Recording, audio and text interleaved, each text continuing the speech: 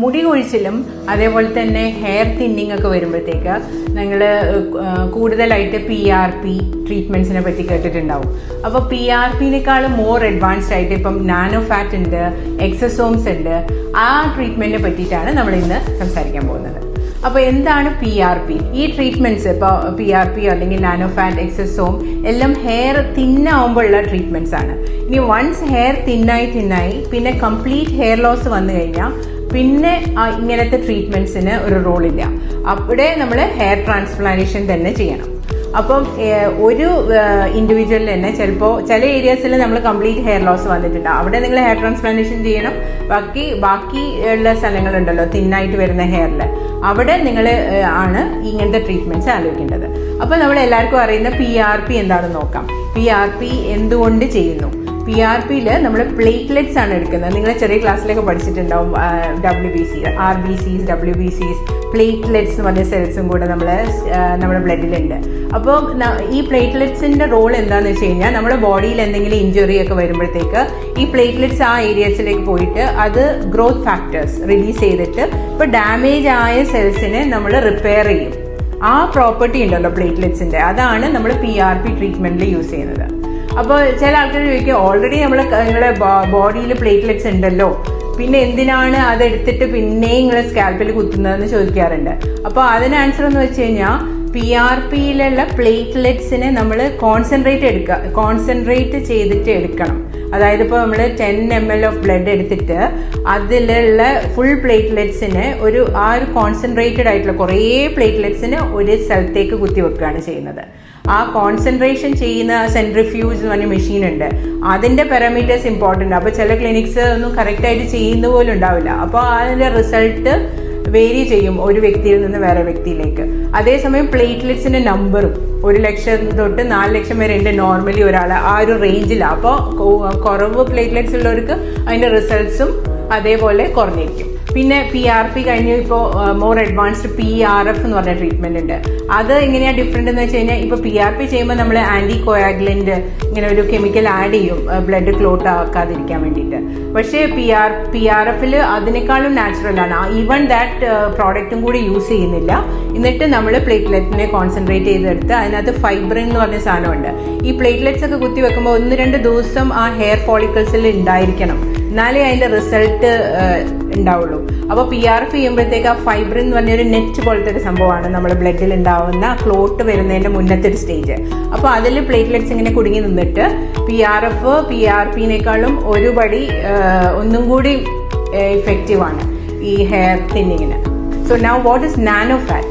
Nano fat എന്ന് പറയുമ്പോഴത്തേക്ക് fat എന്ന് അതിനകത്ത് ഉള്ളത് കൊണ്ട് അത് ഫാറ്റ് അല്ല, നമ്മൾ ഫാറ്റ് എടുക്കുകയാണെങ്കിലും ഫാറ്റിന്റെ ഇടയിലുള്ള സ്റ്റെം സെൽസ് ആണ് വേണ്ടത്. അപ്പോൾ നമ്മൾ സ്കിന്നിന്റെ ജസ്റ്റ് അടിയിലുള്ള ഫാറ്റിന്റെ സെൽസിന്റെ ഇടയിലാണ് നമ്മൾ ഈ സ്റ്റെം സെൽസ് കിടക്കുന്നത്. സ്റ്റെം സെൽസ് അത് റിലീസ് ചെയ്യുന്ന ഗ്രോത്ത് ഫാക്ടേഴ്സ്, അതാണ് നമ്മൾ സെൽസിനെ, ഹെയർ ഫോളിക്കിൾസിനെ സ്റ്റിമുലേറ്റ് ചെയ്യുന്നത്.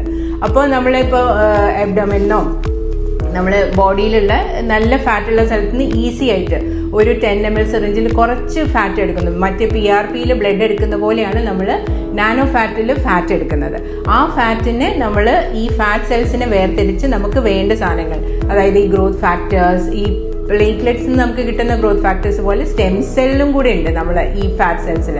അപ്പോൾ അത് ഒരു വഴി ഒന്നും കൂടി നല്ലത്. ആ സ്റ്റെം സെൽസ് അതിന്റെ കൂടെയുള്ള ഗ്രോത്ത് ഫാക്ടേഴ്സിനെ നമ്മൾ ഈ ഫാറ്റ് സെൽസിൽ നിന്ന് വേർതിരിച്ചിട്ട് നമ്മൾ PRP എങ്ങനെയാണോ ഇഞ്ചെക്ട് ചെയ്യുന്നത് അതേപോലെ ഇഞ്ചെക്ട് ചെയ്യും. അത് 100% സേഫ് ആണ്. ഇനിയിപ്പോൾ ഗ്രോത്ത് ഫാക്ടേഴ്സ് ഒക്കെ ഇപ്പോൾ സിന്തറ്റിക് ആയിട്ടുള്ള ഗ്രോത്ത് ഫാക്ടേഴ്സ് ഒക്കെ അവൈലബിൾ ആണ്.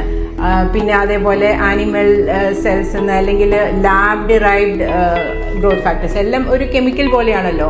പക്ഷെ നാനോ ഫാറ്റ് എന്ന് പറഞ്ഞു കഴിഞ്ഞാൽ നിങ്ങളുടെ ബോഡിയിലുള്ള ഗ്രോത്ത് ഫാക്ടേഴ്സും സ്റ്റെം സെൽസിനെയാണ് നമ്മൾ കൊണ്ടുപോയിട്ട് ഇഞ്ചെക്ട് ചെയ്യുന്നത്. അപ്പോൾ so it's 100% natural treatment and it's A safe treatment as well.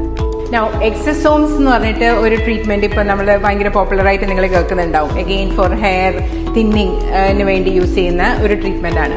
അപ്പോൾ എക്സസോംസ് ചിലത് പ്ലാന്റ് ബേസ്ഡ്, ഈ എക്സസോം എന്ന് പറയുന്നത് നമ്മളെ ശരീരത്തിൽ നിന്ന് തന്നെ ഇപ്പോൾ നമ്മൾ നാനോ ഫാറ്റിൽ സ്റ്റെം സെല്ലും ഉണ്ട്. ആ സ്റ്റെം സെല്ലിൽ റിലീസ് ചെയ്യുന്ന ഗ്രോത്ത് ഫാക്ടേഴ്സ് ആണ് ഈ എക്സസോംസ്. ഇപ്പോൾ മാർക്കറ്റിൽ ഇപ്പോൾ പ്ലാന്റ് ബേസ്ഡ് എക്സസോംസ് ഉണ്ട്, അല്ലെങ്കിൽ ഇപ്പോൾ വേറെ ഇപ്പോൾ എന്താ സാൽമൺ DNA സാൽമന്റെ സ്പേംസ് എന്നുള്ള ഇങ്ങനെ ജനറ്റിക് മെറ്റീരിയൽ എടുക്കുക. അതൊന്നും നമ്മൾ ഹ്യൂമൺ അല്ലല്ലോ, അപ്പോൾ അതിന്റെ റിസൾട്ട് എന്തായാലും അത് ഡിഫറെന്റ് ആയിരിക്കും. അത് 100% സേഫ് ആണെന്ന് നമുക്ക് പറയാൻ പറ്റില്ല.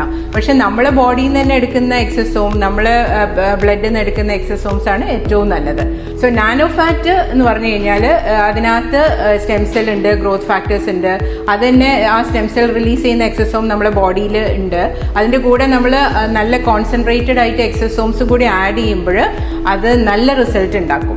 നാനോ ഫാറ്റ് എന്ന് പറയുന്നത് നമ്മൾ ആ ഹെയർ സെൽസിന് വളരാനുള്ള ഒരു എൻവയൺമെന്റ് ഉണ്ടാക്കുകയാണ്. എക്സസോം അതിനൊരു സ്റ്റിമുലേഷനും കൂടി കൊടുക്കുന്നു. അപ്പം ഞാൻ പറയും നാനോ ഫാറ്റും എക്സസോമും കമ്പൈൻ ചെയ്യുമ്പോഴാണ് ഏറ്റവും നല്ല റിസൾട്ട് ഉണ്ടാവുക.